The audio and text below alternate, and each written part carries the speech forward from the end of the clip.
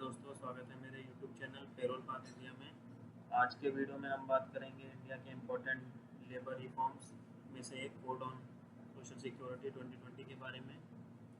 इस वीडियो में हम जानेंगे कि सोशल सिक्योरिटी कोड क्या है, कौन से ओल्ड लेबर लॉ मर्ज हुए हैं इस कोड के साथ, एम्प्लॉयज़ को क्या बेनिफिट मिलते हैं, गिग वर्कर्स और प्लेटफॉर्म वर्कर्स का क्या इम्पैक्ट पड़ेगा, पीएफ, ईएसआईसी, ग्रेचुटी और मैटरनिटी के क्या प्रोविजंस हैं, एचआर और पेरोल टीम्स पर इसका क्या इफेक्ट पड़ेगा। तो वीडियो को एंड तक ज़रूर देखिएगा। आगे बढ़ते हैं।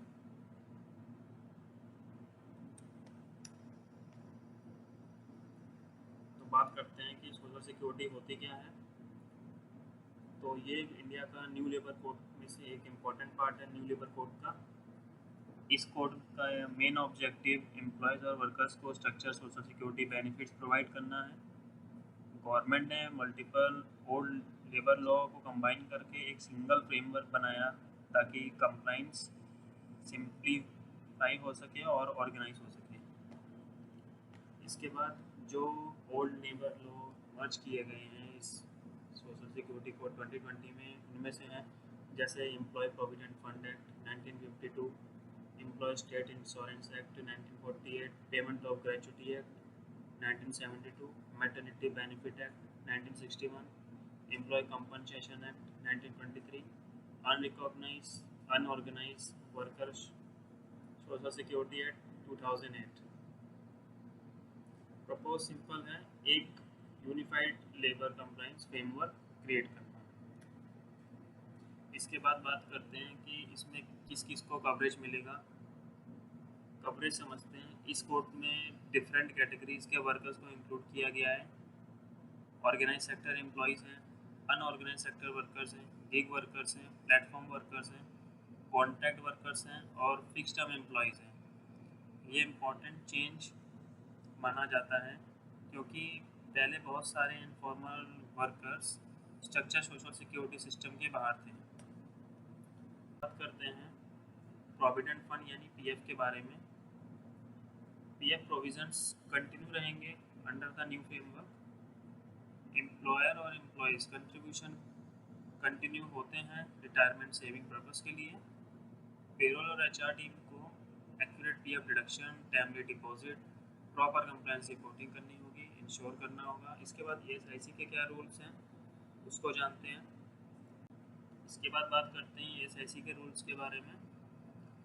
अब ईएसआईसी यानी एम्प्लॉय स्टेट इंश्योरेंस समझते हैं। ईएसआईसी का पर्पस एम्प्लॉयज़ को मेडिकल और हेल्थ रिलेटेड प्रोटेक्शन प्रोवाइड करना होता है। एलिजिबल एम्प्लॉयज़ को medical care, sickness benefit, maternity support, disability benefits दिए जाते हैं। उसके अकॉर्डिंग एप्लीकेबल रूल होता है। अब बात करते हैं ग्रेचुटी के क्या रूल होते हैं, क्या चेंजेस हैं। ग्रेचुटी एक लॉन्ग टर्म सर्विस बेनिफिट होता है जो एक एलिजिबल एम्प्लॉय को दिया जाता है। एक इम्पॉर्टेंट डिस्कशन पॉइंट ये है कि फिक्स टर्म एम्प्लॉयज़ के लिए भी ग्रेचुटी एलिजिबिलिटी फ्रेमवर्क मेंशन किया गया है इस प्रोविज़न में, प्रोपोर्शनल बेसिस पर एप्लीकेबल कंडीशन के अकॉर्डिंग। इसलिए पेरोल और एचआर टीम्स को ग्रेचुटी कैलकुलेशन केयरफुली हैंडल करनी होगी।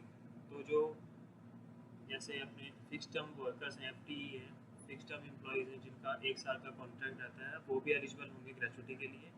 और जो कंपनी के ऑन रोल एम्प्लॉयज़ हैं उसमें ग्रेचुटी में कोई भी चेंज नहीं है। 4 साल 8 महीने का मिनिमम टेन्योर है एलिजिबिलिटी के लिए।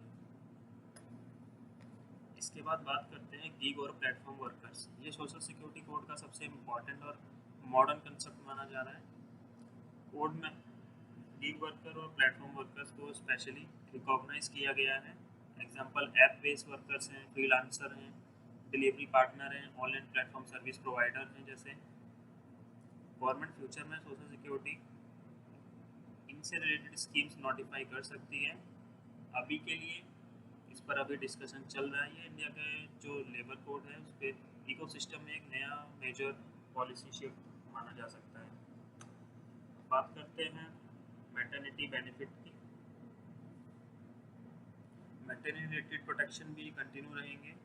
एलिजिबल वुमेन्स एम्प्लॉयज़ को maternity leave, related employment protection मिलेगा। इसके बाद एप्लीकेबल रूल्स और एलिजिबिलिटी कंडीशन के अकॉर्डिंग मिलते रहेंगे, कोई चेंजेस नहीं है। कंपनी को प्रॉपर मैटरनिटी कंप्लाइंस मेंटेन करना इम्पोर्टेंट होता है। इसके बाद बात करते हैं कंपनसेशन की। अगर किसी एम्प्लॉय को वर्क रिलेटेड इंजरी या एक्सीडेंट होता है तो कंपनसेशन रिलेटेड प्रोविजंस एप्लीकेबल हो सकते हैं। एम्प्लॉय रिस्पॉन्सिबल होती है work place safety, documentation, compliance maintenance. HR team को प्रॉपर रिकॉर्ड मेंटेन करना चाहिए इसके लिए, इससे आगे कोई भी नॉन कंप्लाइंट चीज़ें ना हो। अब इम्पैक्ट क्या पड़ेगा इस पे एचआर पे और पेरोल सिस्टम्स पे। कंपनीज को पेरोल सिस्टम अपडेट करने होंगे, कंप्लाइंस ऑटोमेशन इम्प्रूव करना होगा, डिजिटल रिकॉर्ड्स मेंटेन करने होंगे और एम्प्लॉय क्लासिफिकेशन प्रॉपरली मैनेज करनी होगी। Future labour compliance gradually technology driven होता जा रहा है, तो कंपनी को उसके अकॉर्डिंग करनी होगी सारी चीज़ें। करते हैं इम्प्लीमेंटेशन का क्या अपडेट है। लेबर कोड पार्लियामेंट में पास हो चुके हैं, लेकिन इम्प्लीमेंटेशन अभी भी बाकी है। कुछ कंपनीज ने इम्प्लीमेंट कर दिया है, कुछ पर डिस्कशन चल रहा है और कुछ कंपनियां कर चुकी हैं। टाइमलाइंस और state specific rules practical applicability को इम्पैक्ट कर सकते हैं, इसलिए एचआर प्रोफेशनल्स को official notification, state rules, government circulars regularly monitor करनी चाहिए। इसके बाद की टेक अवेज में बात करेंगे हम लोग। सोशल सिक्योरिटी को 2020 मल्टीपल लेबर लॉ को मर्ज करता है, कवरेज ब्रॉड बनाया गया है, गिग प्लेटफॉर्म वर्कर्स को इम्पोर्टेंट फोकस एरिया है और एचआर और पेरोल कंप्लाइंस मोर स्ट्रक्चर्ड हो रहा है। इसके बाद टेक्नोलॉजी और ऑटोमेशन का रोल कंटिन्यूसली इंक्रीज हो रहा है, तो कंपनी को उस हिसाब से प्रिपेयर करना होगा खुद को। अगर आपको ये वीडियो यूज़फुल लगी हो तो वीडियो को लाइक करें, शेयर करें, सब्सक्राइब करें पेरोल पाथ इंडिया चैनल को। और मेरी कोशिश रहेगी अब से हर सैटरडे या संडे मंडे को आपके लिए labour law, payroll, HR compliance से रिलेटेड 2 नए इन्फॉर्मेटिव वीडियोस लेकर आऊँ, ताकि आप लेटेस्ट अपडेट्स के साथ अप टू डेट रहें। थैंक यू फॉर वॉचिंग, मिलते हैं अगले वीडियो में।